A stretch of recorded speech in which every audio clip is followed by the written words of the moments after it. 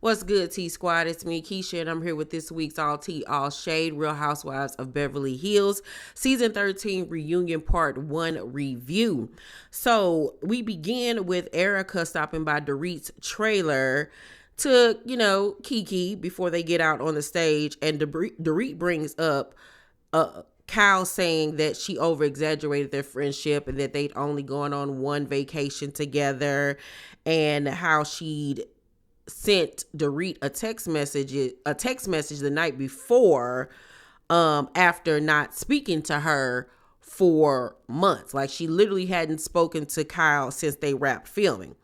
So somebody screenshot the text message and posted it. So here's what Kyle said to Dorit in the text message.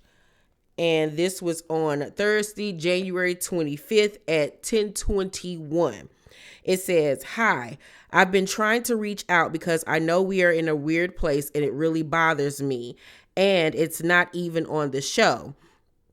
I wanted to explain where I'm at and why I have been distant, but my hands were tied.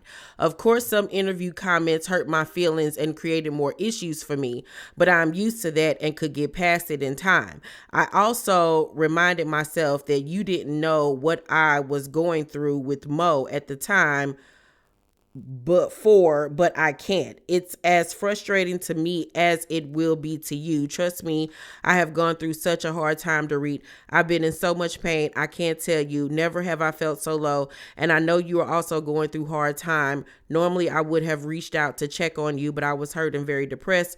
I've spent 30 years with Mo, married 28, and I have no idea how to live without him or how to navigate through life on my own because I have so much on my plate for tomorrow, and I know you do too.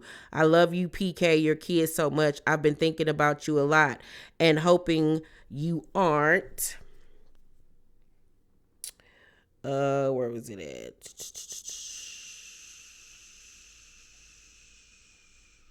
"Struggling too much. I don't want to lose someone else in my life over a TV show.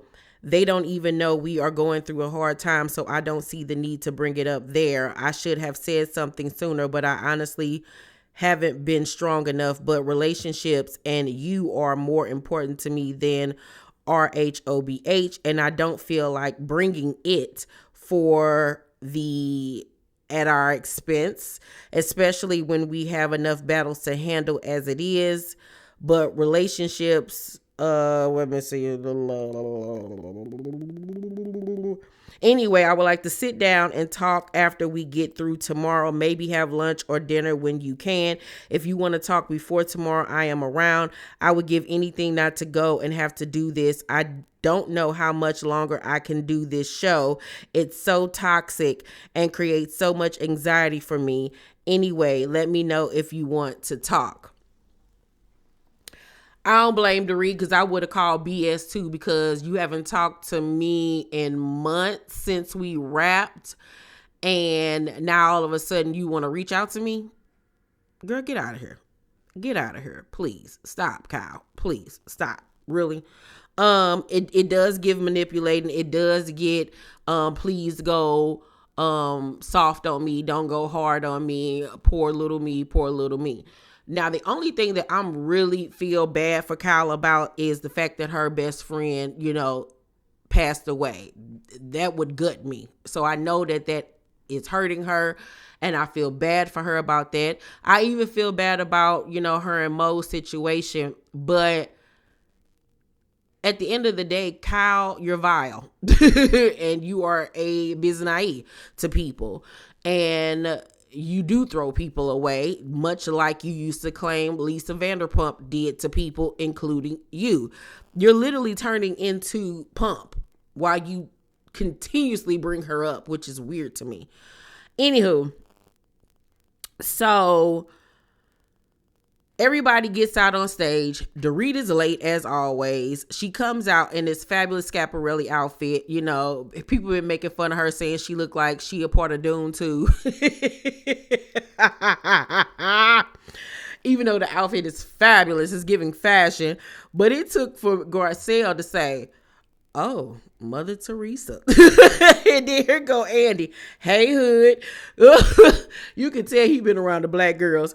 So they sit down, and did y'all pay attention how the cameraman zoomed in on Kyle's ring finger, showing that she didn't have her ring on? So shady. So the reunion starts, and Kyle says that she considers Erica a great friend, even though she asks Andy to eviscerate her. I don't understand how you could say that. I really honestly don't. When they flash back to when Erica was going through her stuff, you were there for her 100%, had her back, didn't talk crazy about her and all of that type of stuff. But as soon as she got the opportunity to return the favor, she was there for you, but then turned around and asked Andy to eviscerate you at the reunion. So you only saying that because you need allies. Other than that, you wouldn't forgive her. And you and Erica ain't really friends like that outside of the show. Y'all don't kick it with each other. Y'all don't talk on the phone. Everything is show related to you, for you all. Dorit says that the headline put out there by Kyle that she exaggerated their friendship really hurt her. So Kyle was like, how many times have we had lunch together? And I was like, ooh. But I'm like, Kyle, over the years you've played into Dorit is a good friend of mine. We're really good friends, and this, that, and the third. And you've even played into the fact that y'all go on holidays and all of this type of stuff together. So all of a sudden now you like, she can't sit with us. Like, where'd that come from? So Dorit was like, I know if I say something to upset you, you're a punisher. You'll shut me out. We hadn't spoken in a couple of months. Then you text me the day before the reunion. Do you think I'm an idiot? And I was like, okay, Dorit. Okay. All right. But that whole speech was exactly the same speech that Kyle gave Lisa Vanderpump. And that's why I say she's turning into her. So Kyle was like, it wasn't meant to be manipulative in any kind of way. Everybody on stage side-eyed her and rolled their eyes. Everybody, like, girl, bye. And I wish somebody would have said that instead of just giving faces, because I would have been like, liar. Let me get on a reunion, baby. I'm calling everybody out on their mess. So then we get to Garcelle's segment. And let me say this, Garcelle's outfit looked a lot better on camera, but it still wasn't giving much of anything because she needed jewelry. Crystal's outfit looked a lot better on camera. You got to see the full detail, the sparkles of it all. It was a really nice dress, kind of reminded me of Christmas, you know what I'm saying? But it looked better on camera. It still wasn't one of my faves, I think that was it. Yeah, everybody else was meh. So Dorit says her feelings were hurt when Garcelle, she didn't trust that she could share about her children to them. And Garcelle was like, well, I was hurt when you all laughed at my kid being cursed out. And that she made the moment about her. Dorit always makes everything about her. Dorit and Lisa Huckstein are literally the same person. They are oblivious to the outside world. They live in a bubble. And they're oblivious to different cultures, and they live in a white privilege world, really, truly. And so, Garcelle was like, you lived through an attack, and then you say that I attacked you when you know what an attack is. And I was like, come on, Garcelle. Garcelle was not playing with the girls this real. You could tell she'd got real comfortable. And Dorit needed to be giving it to, because Dorit is an idiot. And I was so happy that Crystal and Garcelle was dragging her for fifth because she needed it.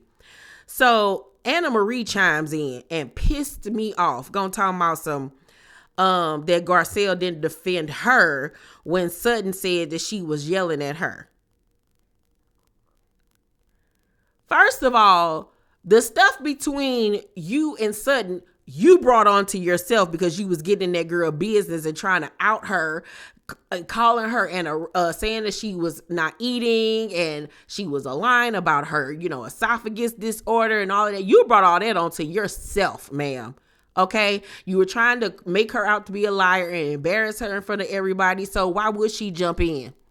Make it make sense. Make it make sense. You sound stupid. And then the fact that you as a black woman gonna get up on this stage and cap for this white woman, Little Red Riding Hood, over a black girl who you know after watching this season that she was wrong for how she came at Garcelle. Get her off my line. Get her off my television screen. We don't like you and we don't like your husband.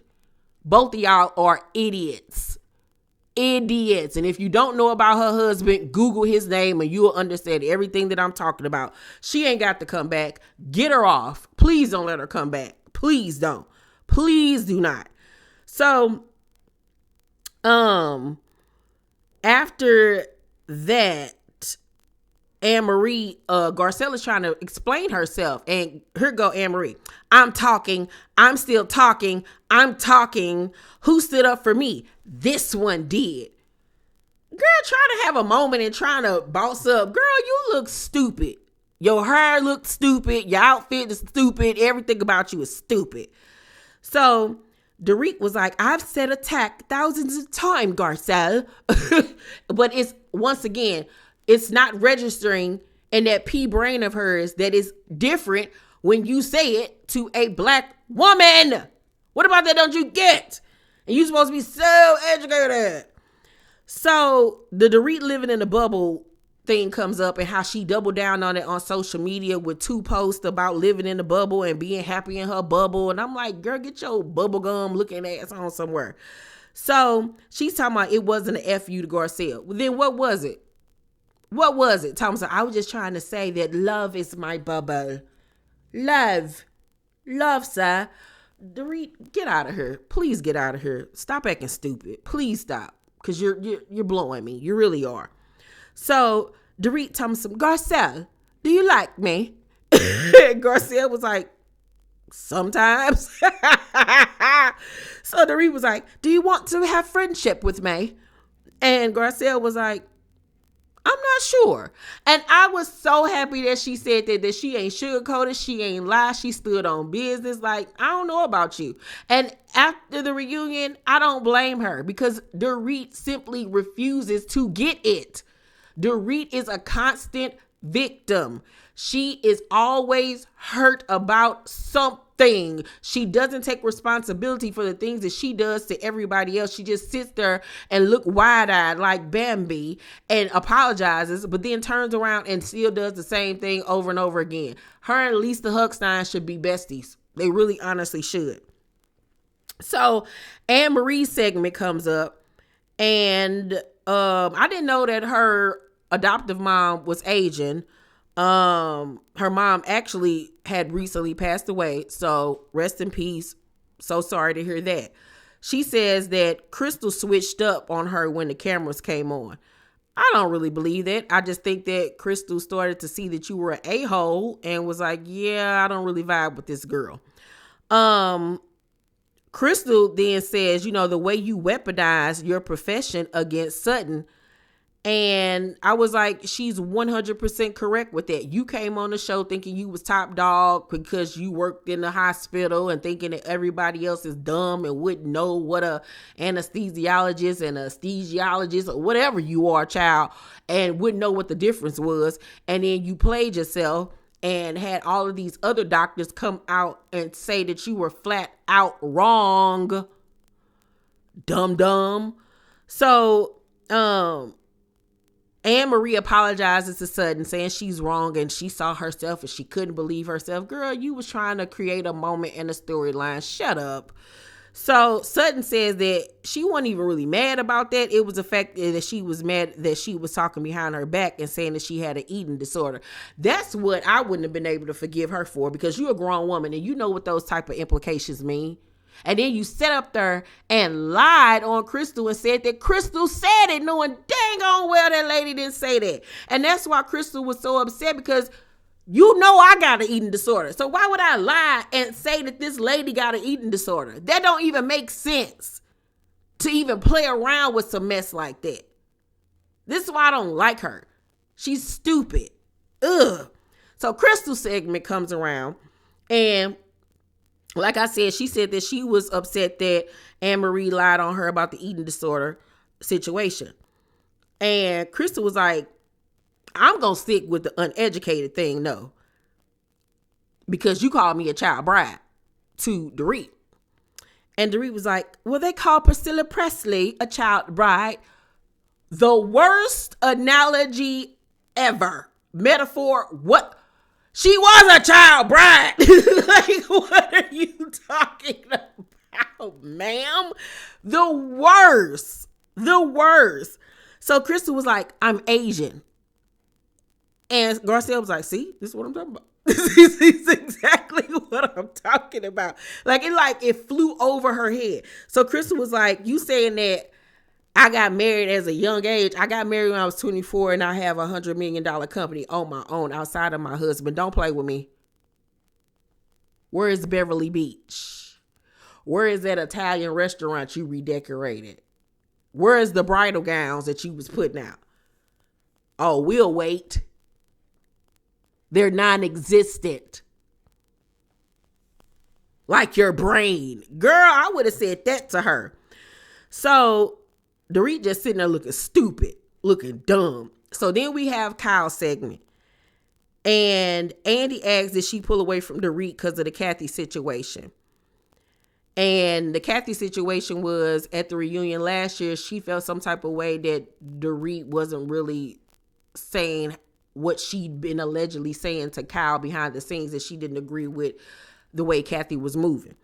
So Dorit says that she only felt Kathy was wrong about the stuff from their past, not what was happening last season. Kyle looking at her like, you're lying, you know. I believe Kyle in this instance. I honestly do. I do. I believe Kyle. Because Dorit seemed fake like that to me. And Dorit seems like she would try to kiss Kathy's behind. So Kyle was like, it seemed like you wanted to be on the side of the audience. And I was like, well, the side of the audience was right, ma'am. You treated your sister like crap, and your sister got in your A. And like a little sister who's afraid of her big sister, you went crawling, crying like a little kid. We like your sister more than we like you. You're insufferable. Sorry. So that was the end of Reunion Part 1. I'm going to give Reunion Part 1 a B+. B+. Shout out to Crystal and Garcelle for holding it down. P.O.P. Yeah, they did that. I was liking what I was seeing. I'm actually kind of looking forward to Reunion Part 2. Y'all stay tuned for my 2-part review of the Real Housewives of Miami reunion. I did not even know that Reunion Part 1 was coming on Wednesday and that Reunion Part 2 came on Thursday. I had no idea. So Reunion Part 3 will be airing next Wednesday. Then Miami will be wrapped up. They need to start doing all the reunions like this. Like, that was fantastic. So be on the lookout for my Real Housewives of Miami reunion Part 1 video and Part 2. Make sure you guys thumbs up this video, like and subscribe, and hit that notification bell button. I love you guys, and I'll see you on the next video. Bye.